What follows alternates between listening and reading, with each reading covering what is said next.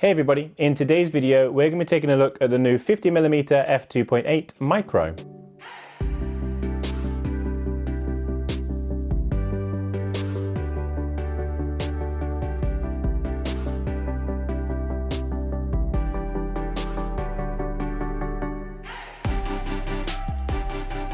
This is going to be my first look at this 50mm Micro, or Macro, depending on what you want to call it. Now, as with all my videos, we're going to talk about the lens itself first of all, and look at the details of the lens, the body of the lens, and so on, and my impressions of it. And then I'll show you sample images and sample video as well. So there's lots of stuff that I've been shooting with this lens over the past couple of weeks that I can show you as examples. So, first thing to keep in mind is that this is still a pre-production lens. I haven't got my production units yet.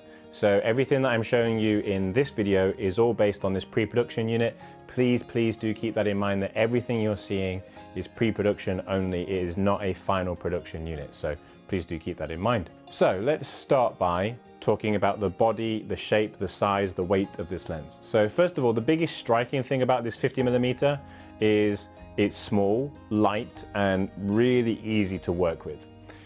One of the things that a lot of people have been asking for are kind of smaller, lighter lenses, and I appreciate that they probably meant a little bit smaller and a little bit lighter than this.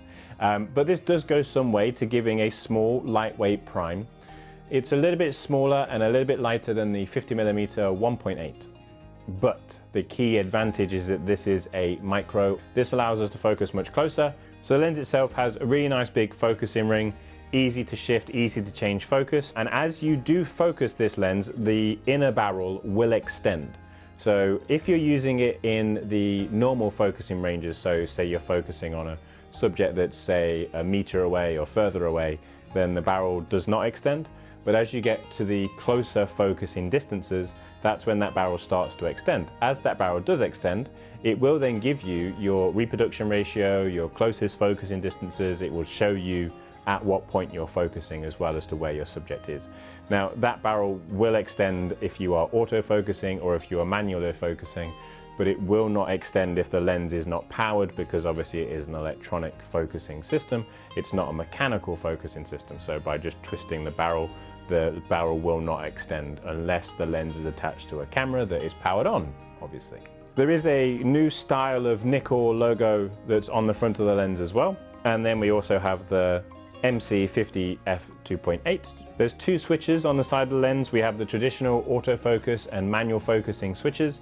Then we also have the focusing range. So like the 105, we have the range of full, and then from 0.3 meters to 0.16 meters. So from 30 centimeters to 16 centimeters is what you can switch the lens to. This allows you to then keep the lens within that macro range. The mount on the lens itself, despite it being smaller and lighter, is still a metal mount, so it's not got a plastic mount like some of the smaller and lighter lenses that are available. This is still a metalled mount as well, and with the mount, with the back of the lens, you cannot attach teleconverters. There's no room for a 1.4 or a 2x teleconverter, so that's not something you can do. The back of the mount does have a rubber seal as well, so the lens is sealed or going to be weather sealed. Now the lens itself will tell you that it has a 46mm filter thread. There are actually two filter threads. So you have a 46mm filter thread, and that 46mm will be the inner filter thread, and that is the filter thread that will move with the extending barrel. There is a larger outer filter thread, which is a 62mm filter thread. But that filter thread will not move with the barrel, so you won't be able to put like a UV filter into a 62mm thread. That's just not going to work, because as the barrel extends, it's going to extend into the UV filter. That's not going to go well. You do also get a lens hood. It's probably the smallest lens hood I've ever seen on a new lens. It still obviously does a job of a lens hood, but it's designed for a macro lens, so you can't have a traditional size lens hood on a macro lens, especially because of the working distances and the closest focusing distance of this lens, you would generally end up hitting or touching the subject with a larger lens hood. So that's why it has the lens hood that it does. It's really nice and small. You can screw it in and almost forget that it's there really. You can also use this 50mm with the ES2. Now the ES2 is a negative digitizer or a slide digitizer. It allows you to take pictures of your negative slides and then obviously take digital pictures of them. Unfortunately, I can't get hold of an ES2 yet to try with this lens, but that's definitely something that I will do in the future. I do have some slides that are from around 1970 that I want to digitize. So that is something that I'll do a video on separately as soon as I can get hold of an ES2. I just can't find one at the moment. So please do bear with me. So overall, I'm really impressed with the size, the weight, the build quality of this lens. It's one of those lenses that you probably have to see it in person to realize how small it actually is. So when it comes to the outright picture quality and optical quality of this lens, I'll talk you through some very quick comparisons that I've done with this lens, but as soon as I get my production unit, I'll do a lot more in-depth, more detailed comparisons as well. So do keep an eye out for those. So one of the first quick comparisons that I've done is against the 50mm 1.8. So at the same distance to subject, and this obviously isn't at a macro distance because the 50mm 1.8 cannot focus that close. So at the same distance to subject, a larger subject, I then zoomed in to show you the difference in detail. So when both these lenses are stopped down at f8, their picture quality is identical. So the 50mm 2.8 versus the 50mm 1.8 at f8 is identical. I was kind of expecting the 50mm 1.8 to still be sharper because it is one of the best lenses that Nikon's ever made. But the 50mm 2.8 does hold its own against the 1.8 when stopped down. In my deeper dive videos and tests, I will shoot them both wide open. I'll do a lot more other comparisons, but this is just a quick preview of what this lens can do. I then compared the 50mm against the 105 f2.8, so this is the new Z-mount 105, and obviously I've made adjustments here for the distances, for the working distances. So both the lenses are at macro distances, they are both at their closest focusing distance, but I have adjusted the position of the camera because the camera with the 105 would need to be further away. Both lenses here are, again, equally as sharp. As I mentioned, I was expecting there to be more detail in the 105, and I think it's very hard to see between the two here when both of them are at f8. I'd imagine that's going to change as soon as we start doing tests wide open. So as soon as I start testing them both at f2.8 or testing them both at f5.6 or something like that. So I would imagine that there might be changes in the picture quality, but as it is right now, the 50 does really well. And that's probably what caught me out the most because, as I mentioned, I did kind of expect the 50 to be not quite as good as the 105. There are some areas around highlights where it's quite clearly not dealing with those bright areas just as well, but it is holding its own against the 105. It still produces fantastically sharp, detailed results. I've got lots of sample images, so I'll show you some of the sample images that I've taken with this lens. Again, just keep in mind that they're pre-production.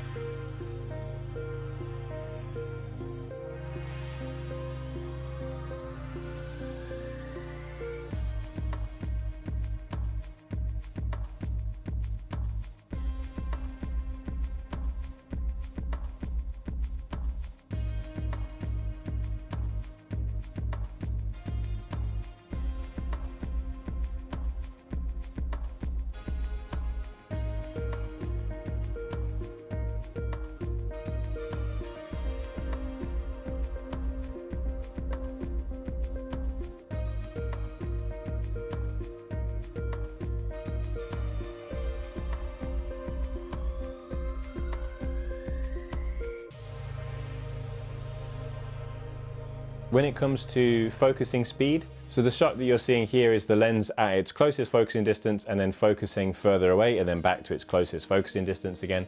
The autofocusing speed is very accurate and very fast. I didn't have any problems with the focusing speed of this lens. And when manually focusing, I also found that it was a pleasure to manual focus as well. It gives you a lot of control. You can be very smooth with the manual focus, but if you're in a situation where you want to use autofocus, very fast, very responsive. And this is even at a macro point of view.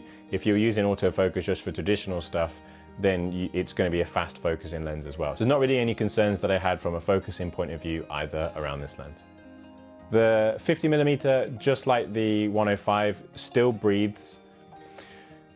When it does come to video though, just like the 105, the 50mm is a fantastic lens for video, whether you're using it in autofocus or manual focus. I've got lots of sample video that I've taken with this lens, so I'll run those samples videos just for you to take a look at.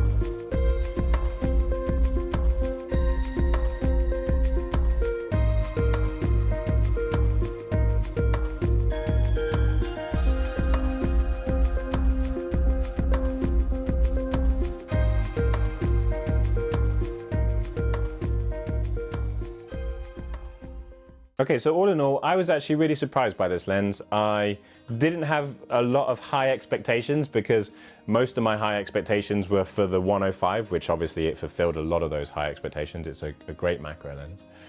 But when it then came to the 50, I was kind of like, well, it's smaller, it's lighter, it's for people who aren't going to take macro as seriously. And I generally changed my mind over the past couple of weeks. I actually think that someone who's interested in the right kind of macro, so product, food, stuff like that, this lens could be a real great lens to help you in that style of photography.